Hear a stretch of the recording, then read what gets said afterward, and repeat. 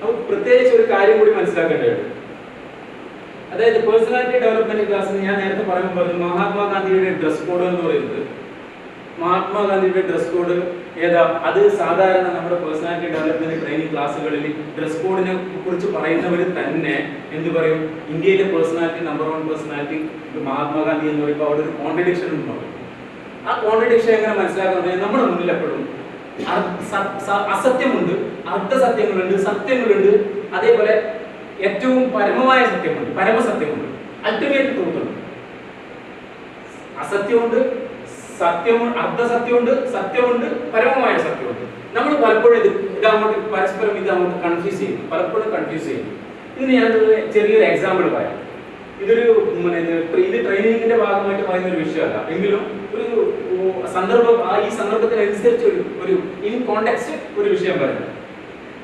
ഒരു കുട്ടിയെ കുറിച്ചിട്ട് ഒരാൾ പറയാണ്, ഒരു കുട്ടിക്ക് നമ്മൾ വില പിടിച്ച് സാധനങ്ങൾ വാങ്ങിച്ചു കൊടുക്കും, കളിപ്പാട്ടം വാങ്ങിച്ചു കൊടുക്കുകയാണ്. 1000 രൂപയോ 2000 രൂപയോ 5000 രൂപ വരെ ഒരു കളിപ്പാട്ടം വാങ്ങിച്ചു കൊടുക്കാം. ആ കളിപ്പാട്ടം വാങ്ങിക്കൊടുത്തതിനെ കുറിച്ചിട്ട് ഒരു ആത്മീയവാദി പ്രസംഗിക്കുന്നു. എന്താ പ്രസംഗിക്കുന്നത്? അതായത് നിങ്ങൾ ഇങ്ങനെ ഒരു കളിപ്പാട്ടം വാങ്ങിക്കൊടുത്ത് അയൽപക്കത്തുള്ള സാധാരണക്കാരായ കുട്ടികൾ വരുമ്പോൾ ഇത് തുടരുത്, അത് കൊടുക്കരുത് എന്ന് നമ്മുടെ മക്കളോട് പറയുന്നത് തന്നെ സ്വാർത്ഥതയാണ്. മനസ്സിലാകുന്നുണ്ട്? അത് കൊടുക്കരുത് എന്ന് നമ്മൾ ആ മറ്റുള്ള കുട്ടികൾക്ക് അത് കൊടുക്കരുത് എന്ന് പറയുന്നത് തന്നെ സ്വാർത്ഥതയാണ്. അതുകൊണ്ട് നമ്മുടെ വീട്ടിൽ നിന്നാണ് സ്വാർത്ഥത പഠിപ്പിച്ചു കൊടുക്കുന്നതെന്ന് പറയുന്നത്. ഇത് സത്യമാണോ അസത്യമാണോ? ഇത് അസത്യത്തിൽ വരുമോ, സത്യത്തിൽ വരുമോ, അർദ്ധസത്യത്തിൽ വരുമോ, പരമസത്യത്തിൽ വരുമോ? ഇത് വേർതിരിക്കാൻ നമ്മൾ അറിയണം. അവിടെ മനസ്സിലാക്കേണ്ടത്, അപ്പൊ തീർച്ചയായിട്ടും നമ്മൾ ഇങ്ങനെ ഒരു സാധനം വില കൂടി ഒരു കളിപ്പാട്ടം നമ്മുടെ കുട്ടികൾക്ക് വാങ്ങിച്ചു കൊടുത്തു കഴിഞ്ഞാൽ അടുത്ത വീട്ടിലെ കുട്ടികൾ വരുന്ന സമയത്ത് അവർക്ക് തല്ലിപ്പൊളിക്കാൻ ഇട്ട് കൊടുക്കണമെന്നാണ്. അത് സത്യമാകുമ്പോൾ അങ്ങനെ വരുമല്ലോ.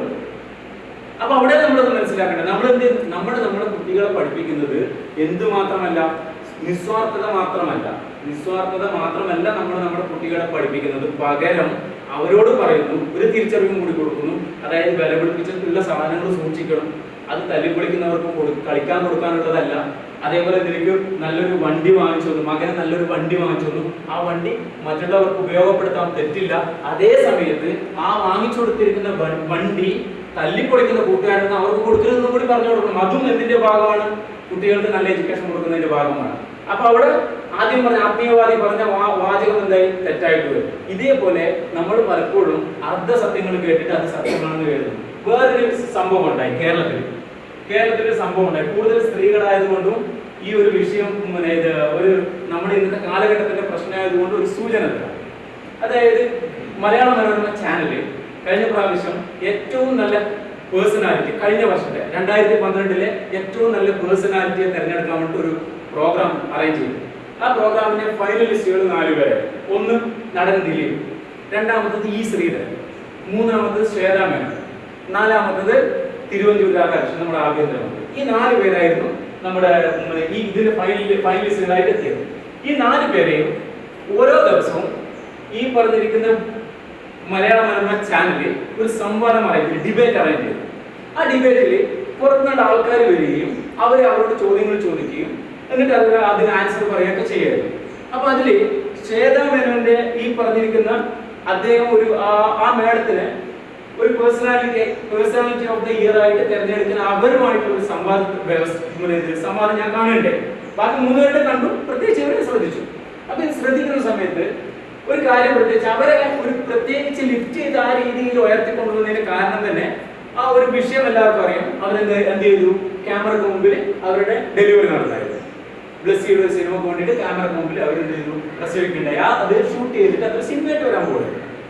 അപ്പൊ ഇത് വരുമ്പോ ഈ സംവാദം നടക്കുന്നതിൽ ഒരു ചെറുപ്പക്കാരൻ ശ്വേതാ മേനോനോട് ചോദിക്കുന്നു, മാഡം നിങ്ങൾ പറയുന്നു അതായത് നിങ്ങളുടെ അവകാശമാണ്, അതായത് ക്യാമറക്ക് മുമ്പിൽ പ്രസവിക്കണോ വേണ്ടയോ, അത് അഭിനയിക്കണോ, അത് ഏതൊക്കെ രീതിയിൽ ചെയ്യണമെന്നത് നിങ്ങളുടെ പേഴ്സണലായിട്ട് അവകാശമാണ് നിങ്ങൾ പറയുന്നത്.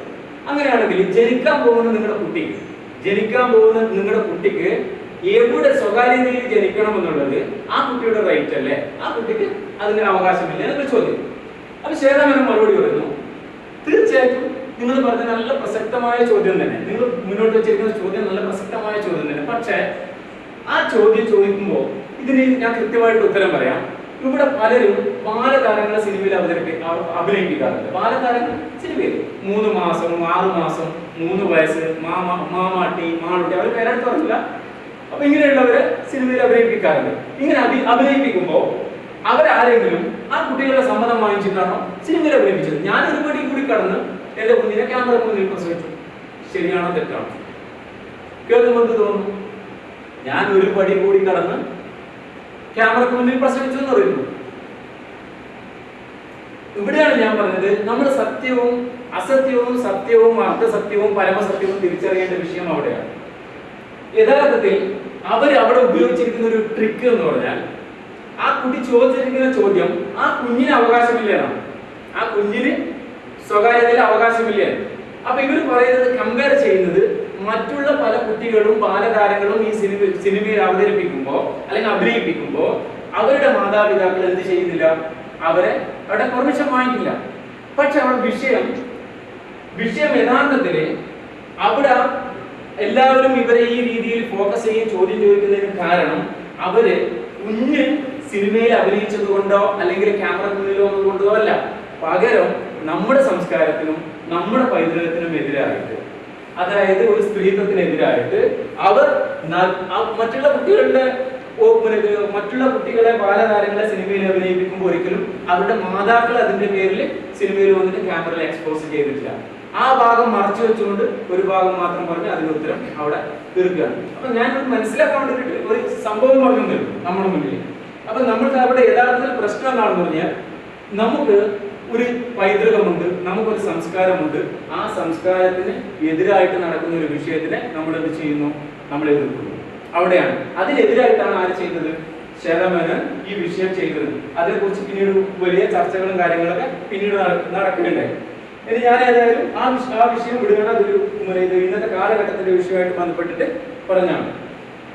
മനുഷ്യനെ സംബന്ധിച്ചിടത്തോളം മനുഷ്യന് ഏറ്റവും കൂടുതൽ മാനസിക സംഘർഷത്തിലൂടെ ജീവിച്ചുകൊണ്ടിരിക്കുന്ന കാലഘട്ടമാണ്. മാനസിക സംഘർഷം ഏറ്റവും കൂടുതൽ 2030 ലോകത്ത് ഏറ്റവും കൂടുതൽ ഉണ്ടാകാൻ പോകുന്ന രോഗികൾ മാനസിക രോഗികൾ. വേൾഡ് ഹെൽത്ത് ഓർഗനൈസേഷന്റെ കണക്ക് പ്രകാരം 2030 ലോകത്ത് ഏറ്റവും കൂടുതൽ, നാളെ നിങ്ങളും നമ്മുടെ മക്കളൊക്കെ മാനസിക രോഗികളാണ്. ലോകത്ത് ഏറ്റവും കൂടുതൽ ഉണ്ടാകാൻ പോകുന്ന രോഗികൾ മാനസിക രോഗികളാണ്. എന്തുകൊണ്ടാണ് നമ്മുടെ ഈ രീതിയിൽ? എന്താണ് മാനസിക പീഡനത്തിന് ഏറ്റവും പ്രധാനപ്പെട്ട റോൾ?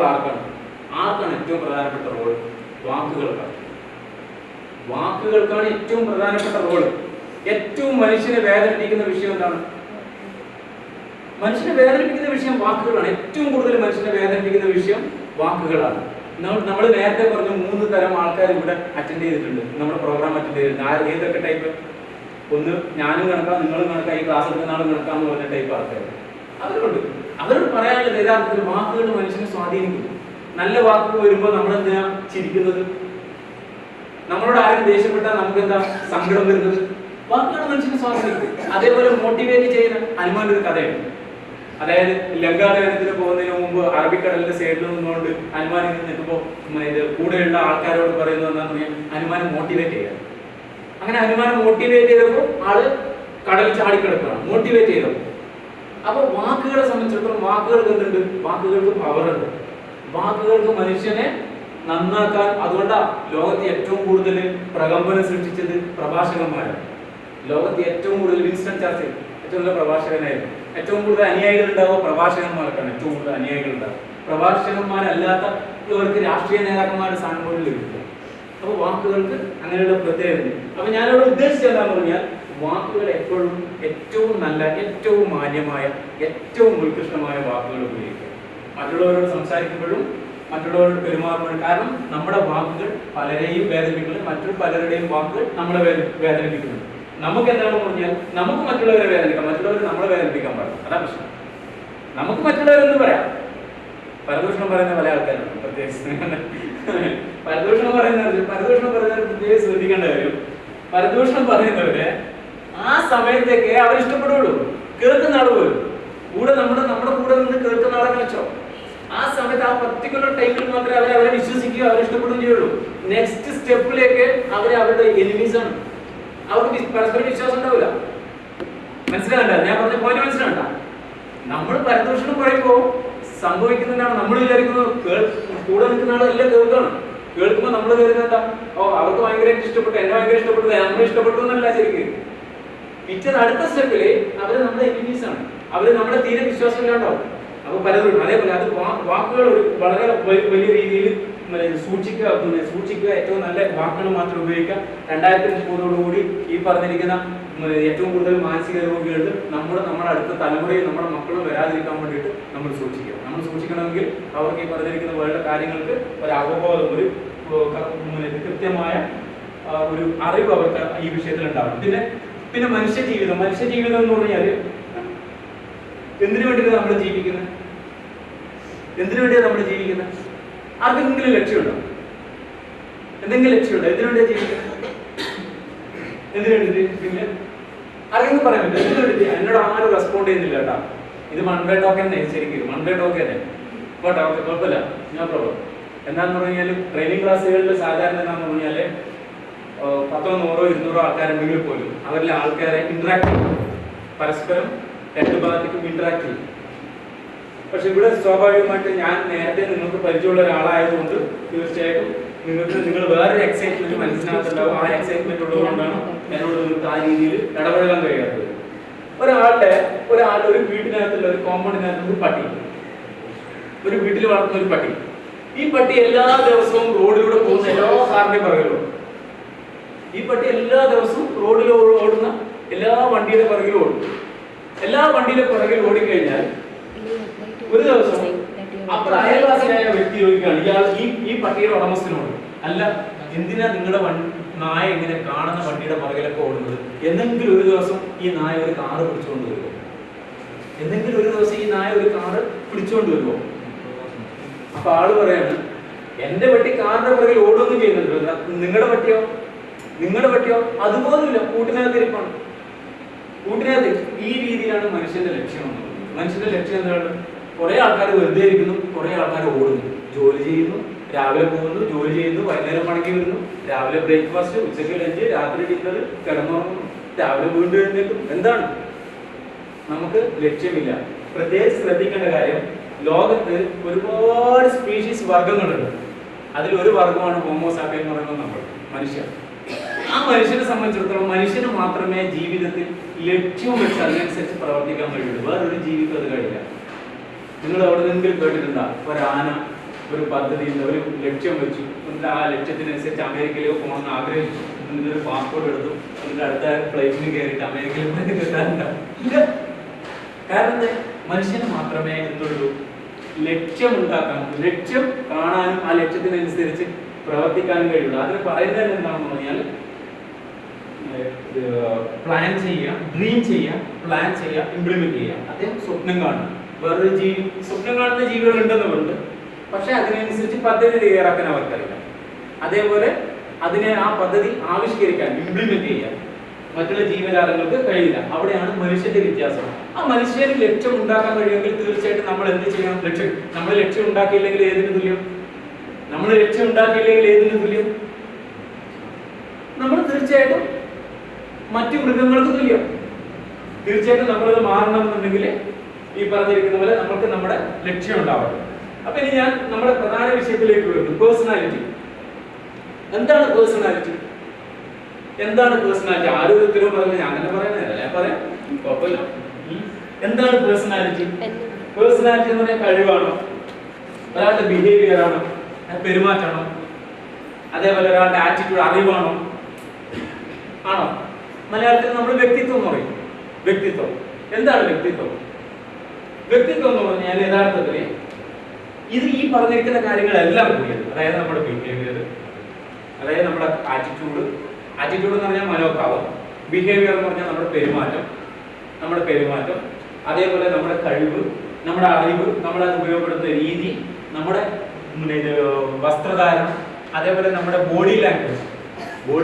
സ്ത്രീകൾ പ്രത്യേകിച്ച് ശ്രദ്ധിക്കേണ്ട കാര്യമാണ് ബോഡി ലാംഗ്വേജിൽ. പിന്നീട് കണ്ണിന്റെ എക്സ്പ്രഷൻ വരെ, ഫേസിൽ മുഖത്ത് വരുന്ന എക്സ്പ്രഷൻ, കണ്ണിന്റെ ലാംഗ്വേജ്, മുഖത്ത് വരുന്ന ലാംഗ്വേജ്. നമുക്കറിയാലോ, നമ്മള് കൃത്യമായിട്ട് പല ആൾക്കാരെ നമ്മളെ കണ്ടിട്ട് എല്ലാവർക്കും അറിയാം.